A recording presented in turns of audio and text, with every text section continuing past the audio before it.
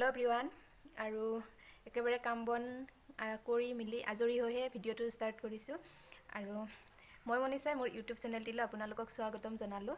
আশা কৰিলোঁ সকলো ভালে আছে। বৰ্তমান ময়ো ভালে আছোঁ আৰু ৰাতিপুৱাৰ পৰা বহুতখিনিয়ে কাম ওলাই মোৰ আৰু আজি অলপ কাপোৰো ধুই দিলোঁ।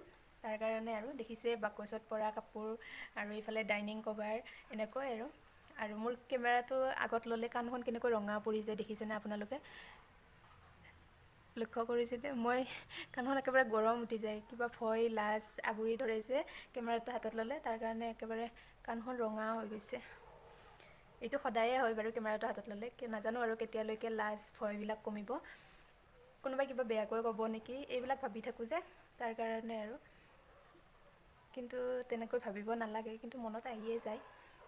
আৰু ভিডিঅ'টোত কি দেখুৱাব পাৰিম নাজানো বাৰু, তথাপিও আজি এটা কণ্টেণ্ট লৈছোঁ যে আমাৰ ঘৰৰ আগফালখন আপোনালোকক দেখুৱাম, আমাৰ ঘৰৰ পিছফালে আৰু তাকে দেখুৱাম। আৰু আজি আমাৰ ঘৰত কোনোৱে নাই, মাহঁতো গ'ল বিয়ালৈ আৰু মই আৰু মিষ্টাৰ আছোঁ, দেউতাও গ'ল খুৰাহঁতৰ ঘৰলৈ আৰু আজি মই অকলে বৰ্তমান, মিষ্টাৰ গৈছে দোকানলৈ আৰু অকলেনো কি কৰি থাকিম, তাৰ কাৰণে আৰু ভিডিঅ'কে কৰিলোঁ। আশা কৰোঁ ভিডিঅ'টো চাই সকলোৱে ভাল পাব আৰু ভাল পালে লাইক কমেণ্ট কৰিব আৰু অকণমান মোৰ চেনেলটো আগুৱাই যাবলৈ আপোনালোকে মোৰ চেনেলটো ছাবস্ক্ৰাইব কৰিবচোন, অকণমান মৰম দিব, অলপ সাহস দিব, যাতে মই ভাল ভিডিঅ'বিলাক বনাবলৈ ট্ৰাই কৰোঁ। আৰু ব'লক এতিয়া ভিডিঅ'টো কণ্টিনিউ কৰি গৈ থাকোঁগৈ। আৰু আজি ৰাতিপুৱাই কেইখনমান কাপোৰ ধুলোঁ আৰু এতিয়া কাপোৰখিনি শুকুৱাইছে, তাৰ কাৰণে ভাবিলোঁ কাপোৰখিনি চপাই লওঁ আৰু ৰ'দ থাকোঁতে কাপোৰখিনি চপালে ভাল লাগে, ধুনীয়া হৈ থাকে আৰু ৰ'দটো গ'লে সেমেকি যোৱা যেন লাগে যে ভাল নালাগে। আৰু এতিয়া কাপোৰখিনি জাপি লওঁ বুলি ভাবিলোঁ, নহ'লে পিছত কৰিম বুলি ভাবিলে একেবাৰে বহুত বেছি এলাহ লাগে মোৰ, একেবাৰে কৰিব মন নোহোৱা হৈ যায়, তাৰ কাৰণে আৰু একেবাৰে কামটো লগে লগে কৰিয়ে দিওঁ।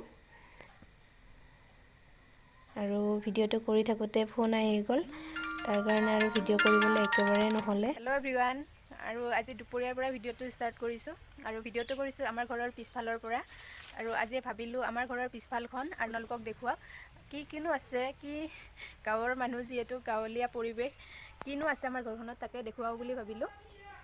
ব'লকচোন ভিডিঅ'টো ষ্টাৰ্ট কৰোঁগৈ। আৰু এতিয়া মই আগফালৰ পৰা পিছফাললৈ আহিলোঁ আৰু পিছফালে আপোনালোকক দেখুৱাই আছোঁ। মোৰ লেফ্ট ছাইডে হ'ব গোহালি ঘৰ আৰু এইটো হৈছে আমাৰ গোহালি ঘৰ আৰু গোহালি ঘৰৰ কাষতে আছে মোৰ খালখন। আৰু এতিয়া প্ৰথম লৈ গৈছোঁ আপোনালোকক আমাৰ গোহালি ঘৰটোলৈ, আৰু এইটোৱে হৈছে আমাৰ গোহালি ঘৰ। আৰু এইফালে দেখিছেনে আলু, এয়া হৈছে দোকানৰ আলু পিঁয়াজ, আৰু এইটো হৈছে আমাৰ ঘৰৰ ঢেঁকী আৰু ইয়াতে কেতিয়াবা আমি মই পিঠাগুড়ি খুন্দোঁ আৰু মা কেতিয়াবা খুৰীদেউহঁতৰ লগতো খুন্দে বাৰু পিঠাগুড়ি।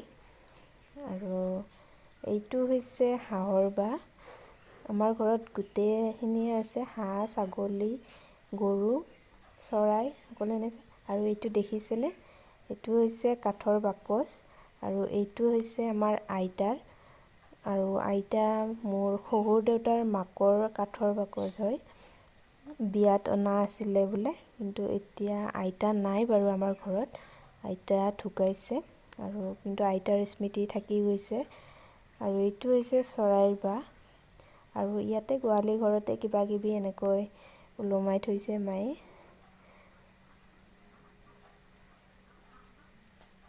এনেকৈ ৰাখিছে আৰু গোহালি ঘৰটো, গৰু মাত্ৰ এজনীয়ে, কিন্তু গোহালি ঘৰটো একেবাৰে বহুত বেছিয়ে ডাঙৰ।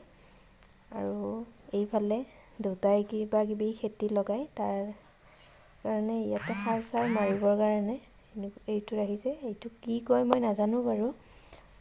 আৰু এইটোৱে গোহালি ঘৰটো আমাৰ।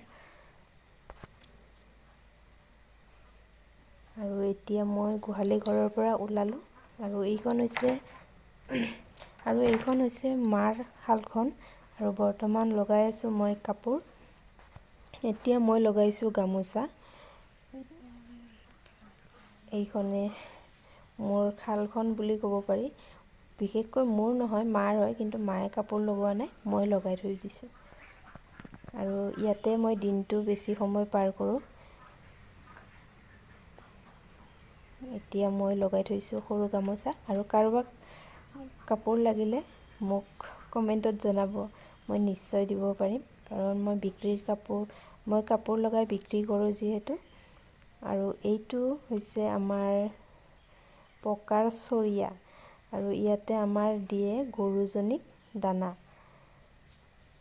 আমাৰ এজনীয়ে গৰু আছে, আৰু গৰুজনীক ইয়াতে দানা দিয়ে ৰাতিপুৱা গধূলি। আৰু অকণমান ভাঙিছে বাৰু।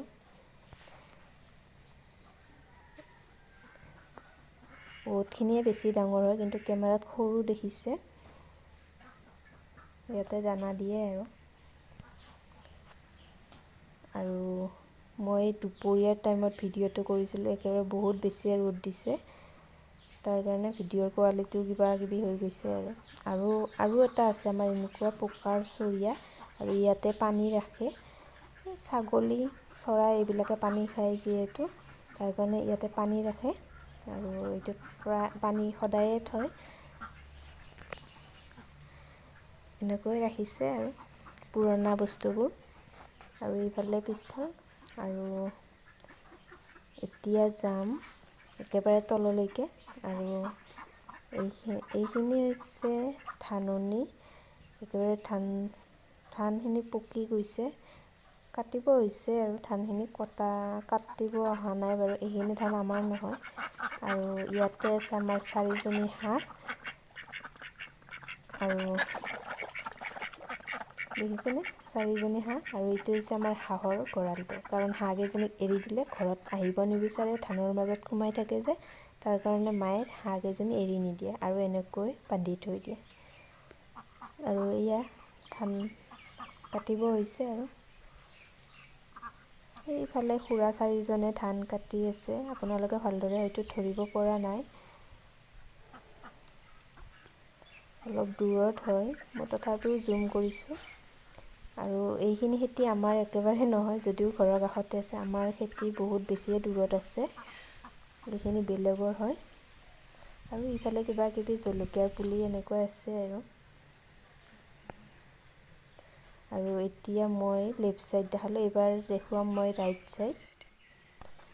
আৰু আমাৰ ৰাইট ছাইডে আছে সকলোৰে ঘৰত যেনেকৈ থাকে লেট্ৰিন বাথৰুম, আমাৰো আছে ইয়াতে লেট্ৰিন বাথৰুম ৰাইট ছাইডে।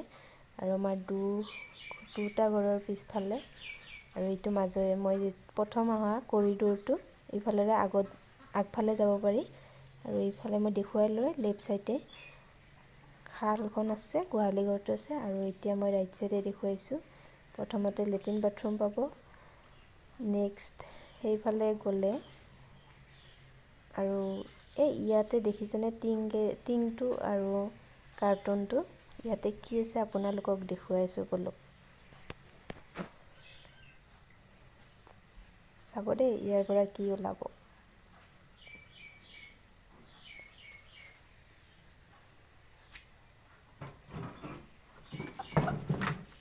মই কৈছিলোঁ যে আমাৰ ঘৰত মুৰ্গী, হাঁহ, চৰাই, ছাগলী আৰু গৰু আছে। আৰু এই মুৰ্গীজনীয়ে কণী পাৰি থৈ গ'ল। আৰু এই মুৰ্গীজনীক আমি বেলেগৰ পৰা কণী আনি ঘৰতে ফুকুৱাইছিলোঁ, আৰু সেই মুৰ্গীজনীয়ে আজি আমাক কণী খাবলৈ দি আছে। আৰু এইয়া হৈছে আমাৰ চৰাইৰ বাহ, আৰু ওপৰত আছে ছাগলীৰ বাহ। এনেকৈয়ে ৰাখিছোঁ, যিহেতু মানুহে থাকিলে নহ'ব ন ঘৰৰ ভিতৰত, হাঁহ চৰাইকো ঘৰৰ ভিতৰত ৰাখিব লাগিব, তাৰ কাৰণে ওপৰত ছাগলী থৈছোঁ, তলত চৰাইৰ বাহ বনাই দিছোঁ, এনেকৈয়ে ৰাখিছোঁ। আৰু চাবচোন ছাগলী পোৱালীকেইজনী মোৰ কাষলৈকে কেনেকৈ আহিছে, কাৰণ এইখিনি সময়ত মই সিহঁতক খাবলৈ দিওঁ যে। দেখিছেনে, মোৰ ভৰিখনকে খাব ধৰিছে, কাপোৰ খাব ধৰিছে। তাৰমানে সিহঁতক কিবা খোৱা বস্তু লাগে, আৰু মই সিহঁতক এনেকৈ সদায়ে দিওঁ, হাতত লৈ চাপৰ দিওঁ বা কিবা পাত দিওঁ। আৰু ইয়াতে সিহঁতক ৰাখোঁ মই ৰাতি। আৰু এইফালে এজনী আছে শুই, আৰু এইফালে এজনী। এইজনীয়ে পোৱালি দিয়া নাই বাৰু। আৰু এইফালে বাঁহগছ এজোপা নতুনকৈ হৈছে বাৰু। আৰু ইয়াতে ছাগলীকেইজনীও বান্ধি থৈ দিওঁ, যিহেতু এইখিনি ঠাইত ছাঁ পৰি থাকে, আৰু পথাৰত ধান থকাৰ বাবে আমি দিব পৰা নাই। সেয়াই হৈছে আমাৰ পিছফালৰ পৰিৱেশ আৰু বহুত বেছি একো নাই, আমাৰ যিহেতু ঠাই কম। আৰু ভিডিঅ'টো চোৱাৰ বাবে সকলোকে বহুত বহুত ধন্যবাদ জনালোঁ আৰু অন্য এটা ভিডিঅ'ত লগ পোৱাৰ আশাৰে আজিলৈ আহিছোঁ তেন্তে।